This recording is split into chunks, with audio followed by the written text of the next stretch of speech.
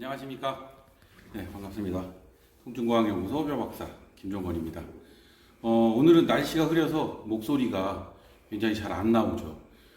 저음으로 깔리고 굉장히 멀리까지 퍼지는 현상이 생기죠. 이렇게 날씨가 흐린 날 사람들이 하는 말이 있어요. 비가 오려나, 무릎이 아프고 손발이 쑤시고 두통이 있는 사람들도 있습니다. 날씨 탓을 하시는 분들이 꽤 많은데, 날씨에 대한 건 과학적이진 않지만, 아직 완전히 밝혀진 건 아니지만, 그래도 가장 합리적으로 사람들이 얘기하는 부분이 있습니다. 어떤 부분이냐면, 기압차에 의해서 아프다와 습도에 의한 영향이다 라고 이야기를 합니다. 일단 기압차에 의한 의견이 어떤 내용인지를 한번 볼게요. 우리가 비가 오는 날을 조건으로 제가 비 오는 사진을, 그러니까 비가 오기 전에 사진을 이제 찍어서 캡처를 해서 지금 올려놓은 사진인데, 보시면은 구름이 이렇게 상층에 있죠. 구름은 어떤 날은 조그맣게 조각구름도 있고 큰 뭉게구름도 생기고 구름이 생기는데, 날씨에 의해서 왜 비가 내릴까? 어떤 일정한 부분만 비가 내리거든요. 기압차에 의해서 보통 이제 비가 내리게 되는데, 이렇게 밑면 대지에 속하는 부분은 저기압 상태가 돼요. 저기압 상태가 되고, 위에는 원래는 이제 수증기가 올라가면서 팽창하면서 점점 기압이 낮아지지만, 실제로 이제 내려올 수 있는, 비가 내려올 수 있는 확률은 기압이 높은 상태가 됩니다. 조건이 이렇게 고에서 저로 딱 맞는 조건이 되면 그곳에 가서 비가 낙하를 하게 됩니다. 왜 비가 낙하를 하냐 하면, 에너지의 흐름을 보시면 고기압 상태에 있는 어떤 에너지가 저기압 상태로 딸려가려는 현상이 생기기 때문에, 같은 동일한 조건이어도 비의 씨앗이, 수증기가 너무 많이 이제 폭발해서 서로 뭉쳐서 비의 씨앗이 돼서 떨어지려고 해도 밑에가 저기압 상태가 아니면 떨어지기가 힘들어요. 에너지가 이제 흐르질 못하기 때문에. 그래서 이런 조건이 맞는 곳에 가서 집중적으로 떨어지게 되죠. 그러면 이 저기압인 상태에 인간들이 살기 때문에 사람들은 이 밑에 이제 살게 되죠. 저기압 상태에 있는 곳으로 이제 비들이 떨어지니까, 지금 현재 상태에 만약에 관절이 놓여 있다면, 관절은 실제적으로 압력이 굉장히 높은 곳들을 이야기를 해요. 어깨, 허리, 골반이라든지 무릎, 이런 관절들은 압력을 받으면서 기압이 좀 높은 상태에 속하죠. 여기엔 압력 수용기, 센서, 통증을 느끼는 센서들이 여러 개가 들어있는데, 압력이 고기압에서 저기압으로 흐른다 그랬죠. 몸 상태는 고기압인 상태를 유지하려고 하고, 그리고 바깥쪽은 저기압이니까, 비가 오는 상황이니까 나가려고 하겠죠. 바깥쪽으로 나가려고 하다 보면 기압차에 의해서 어쩔 수 없이 관절이 팽창하고, 팽창한 현상에 의해서 센서들이 작용을 해요. 이 센서들은 과한 흥분을 하면서 뇌로 신호를 보내죠. 그것이 통증으로 연결된다는 이론이 있고요.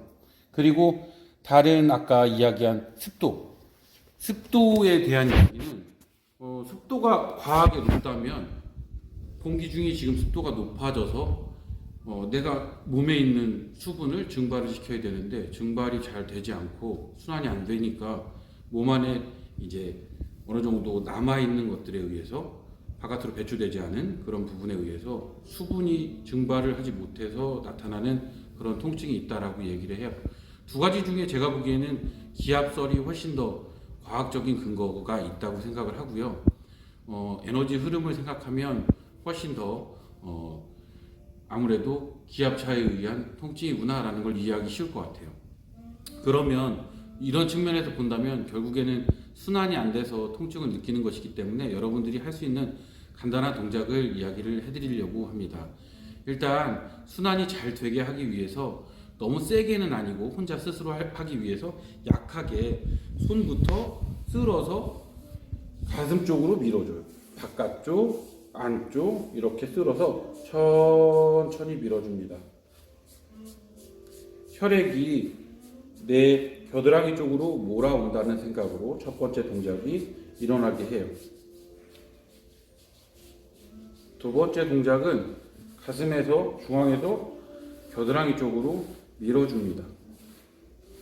배에서부터 쓸어 올려서 겨드랑이 쪽으로 천천히 쓸어 올려줘요.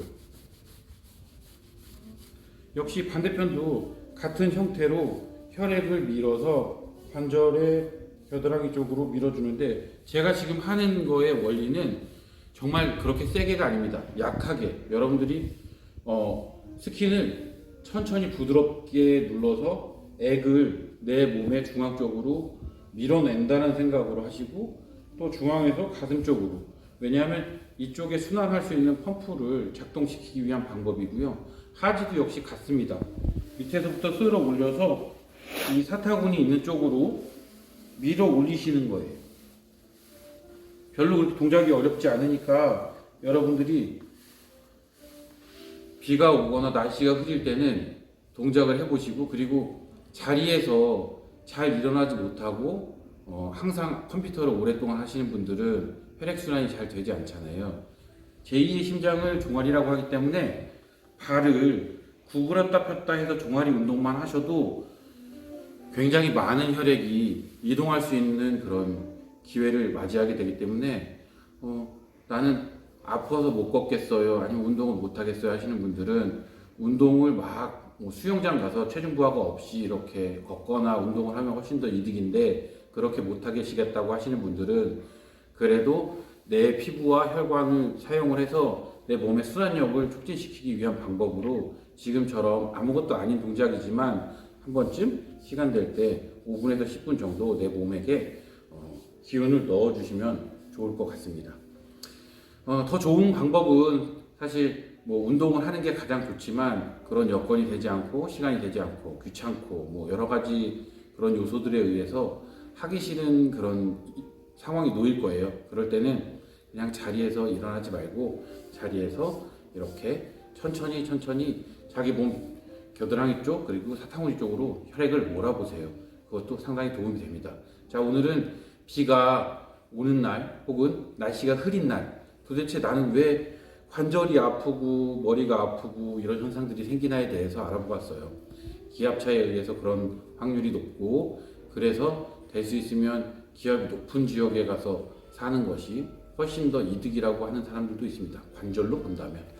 이상 오늘 여기서 강의를 영상을 마치고요. 다음 시간에 더 좋은 내용으로 찾아뵙겠습니다. 감사합니다.